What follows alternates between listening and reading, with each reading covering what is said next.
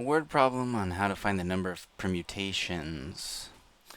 Alright, so the first thing we need to do is read the problem very carefully and then draw the number of slots, which I'll explain soon. Okay, so I'll read it for you. It says a sports store will be displaying its product on the display slots in the front window. There are 5 slots. How many different arrangements of different shoes can there be? So, they say that there's 5 slots, so I went ahead and I drew 5 different slots or windows, cubbies, whatever you want to call them. You can also use underlines if you want. Okay. So then what we do is we're gonna write the numbers in descending order. Descending means starting from the biggest and going down and getting smaller. And we're starting with 5, and it's decreasing because we're not doing duplicates. So let me explain. So in this problem, we have to assume that there are 5 different products to be shown.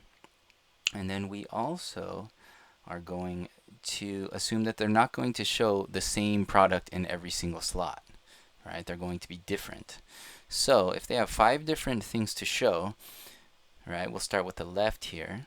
The owner or manager has a choice of 5 different things to show. Alright, so they have a choice. 1 out of the 5 can go here. Then they pick one. Then, in the next slot, they have a choice. Right, but now they only have 4 items left to choose from, and that's why now we have 4.